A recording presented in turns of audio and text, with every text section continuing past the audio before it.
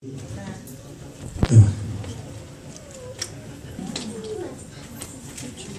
you don't say wait. Alright, so we waiting for some folks, we waiting for me as well. Then we'll get right into it. Starting at verse 1. It says, in those days, I'm reading in the King James Version, by the way. It says, in those days, the multitude being very great, and having nothing to eat, Jesus called his disciples unto him, and saith unto them, I have compassion on the multitude, because they have been with me 3 days, and have nothing to eat. And if I send them away fasting to their own houses, they will faint by the way, for divers of them came from far. And his disciples answered him, from whence can a man satisfy these men with bread here in the wilderness? And he asked them, how many loaves have ye? And they said, 7. And he commanded the people to sit down on the ground, and he took the 7 loaves and gave thanks, and brake and gave to his disciples to set before them. And they did set before the people, and they had a few small fishes, and he blessed and commanded to set them also before them. So they did eat and were filled, and they took up of the broken meat that was left 7 baskets. All right. So I'm going to stop right there. I'm going to keep reading, but what's interesting to me is this isn't the only story where Jesus is feeding the multitude. Come on, God. So for most of y'all that know, anybody read Mark? Anybody that was reading? Yeah. That's my crew. The Mark crew. So what's going on so far is pretty much in Mark, it just seems to be like every miracle that you most likely heard in church growing up is happening, is taking place in Mark. And before in Mark, he had already fed the 5,000 with 5 loaves and 2 fish. Right? So when I stumbled across this one, because I was on my job this time, I was actually doing the reading. I actually completed it. I didn't do the other book though, but we still got some time. Like in December, I'm praying that God gives me strength. He will. So I can do it. But when I looked at it, I was like, okay, that's interesting that it's more than one story. I always know about the 5,000, never really heard about the 4. So I was like, okay, that's cool. All right, so going back to verse 10. We'll go to verse 10. It says, and straightway he entered into a ship with his disciples, and came into the parts of Dalmanthua. And the Pharisees came forth and began to question with him, seeking of him a sign from heaven, tempting him. And he sighed deeply in the spirit, and said, why does this generation seek after a sign? Verily I say unto you, there shall be no sign given unto this generation. And he left them, and entering the ship again departed to the other side. Now the disciples had forgot to take bread. Somebody say they forgot to take bread. They forgot to take bread. Neither had they with them in the ship more than 1 loaf. And he charged them, saying, take heed, beware of the leaven of the Pharisees and of the leaven of Herod. And they reasoned among themselves, saying, it is because we have no bread. And when Jesus knew it, he said unto them, why reason ye because you have no bread? Perceive ye not, neither understand? Have your heart hardened? Having eyes, do you see not? And having ears, do you hear not? Wow. And do ye not remember, when I break the 5 loaves among the 5,000, how many baskets were full? They said 12. And when the 7 for the 4,000, how many baskets were full? And they said 7. Verse 21 says, and he said unto them, how is it that ye do not understand? Right. Come on now. So I read this and I'm like, Dad, what the kids they just left? Right, I'm sorry.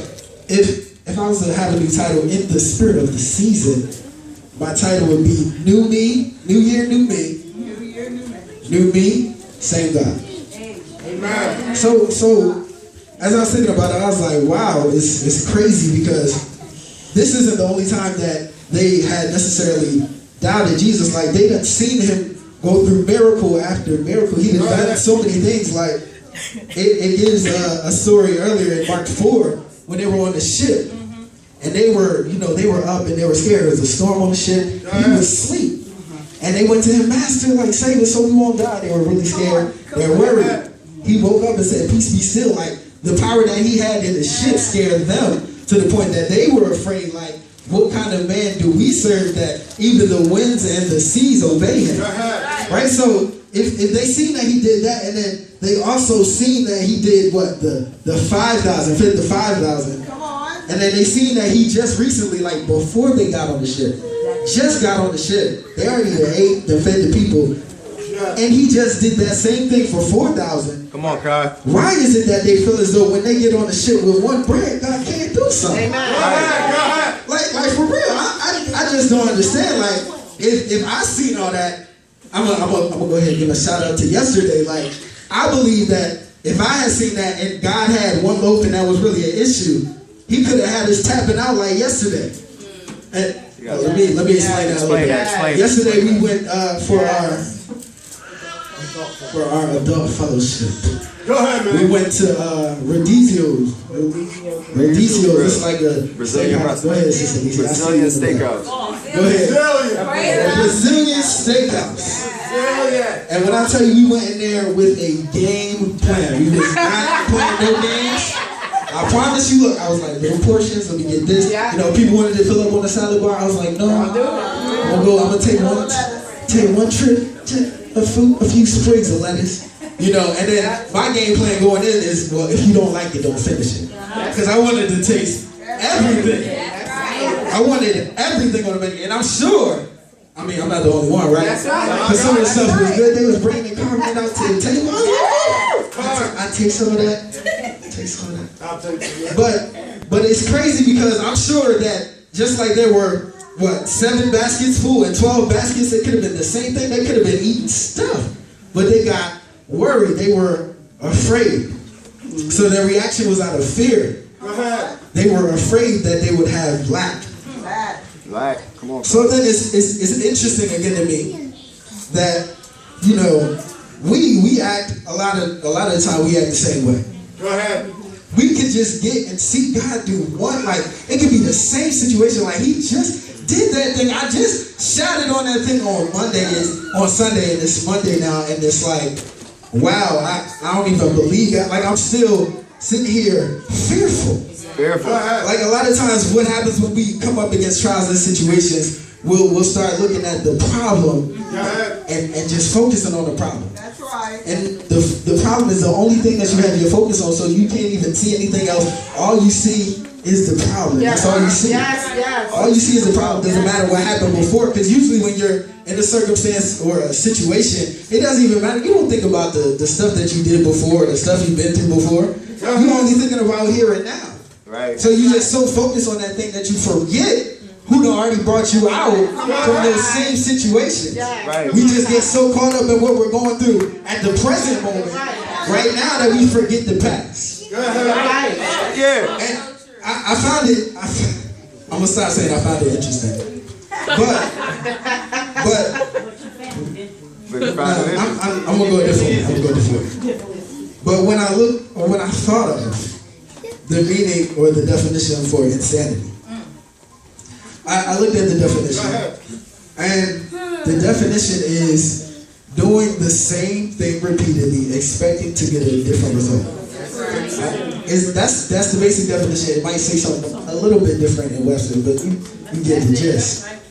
So I was thinking about it. All right, so what if I'm being stressed, or I'm going into this situation or this drama that's going on in my life, and I'm stressing over it, but I've done that. And I've stressed over that situation before, and I knew it didn't help me before, but I'm expecting it to help me now. Or I'm crying over this situation, or I'm not changing anything, I'm just doing the same old things that I know doesn't work or hasn't worked in the past, but I'm still doing it now. Expecting it to be different. Y'all see where I'm going with this? I mean, I'm not trying to call anybody crazy, but sometimes the way that we look at our situations and our problems, it can be a little bit insane. Because I've been in a situation where I've been stressing over money. And when you come down to the realization of it, it's not even healthy. One, it's not healthy to stress, but two, stress is not going to do anything for me. It's not going to help me get more money if I stress. So what's the point? It doesn't make sense when you really think about it. It doesn't.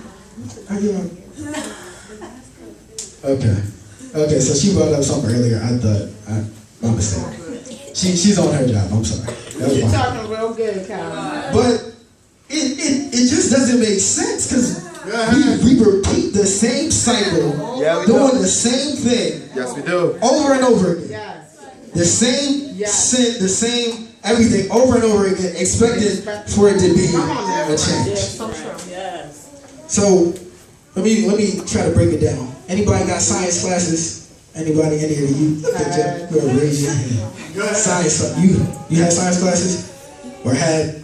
I've taken. Anybody had or taken science? I've taken a couple. Chemistry? Anybody ran any experiments or anything like that? I've taken experiments. Alright. So in chemistry class, for all you chemistry majors and science nerds and woo back, that. In chemistry class, you'll find to know two terms.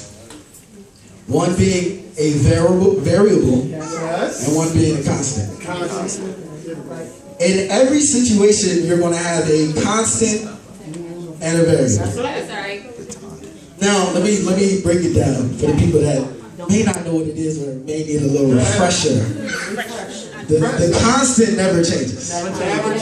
Never changes. You're not going to change it. You're going to do the experiment a million times, and the constant will always remain the same. Always. Now, what affects the outcome is the variable.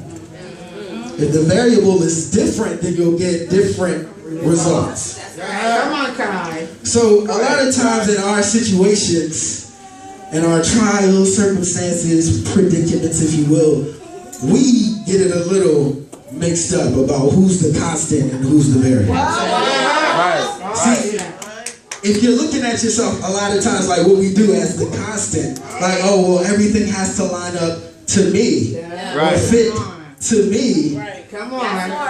then it's not going to work. Come on, Kai. Because if your variable is changing, you're still going to get different results. It doesn't matter because you're not changing at all. Because you're not even the constant. That's the issue. We think we're the constant because we think we're big sauce, Everybody think they on top, like I run this. I'm the boss. You hear me? I'm the boss. Like I run this, I get like 8 million likes on Instagram.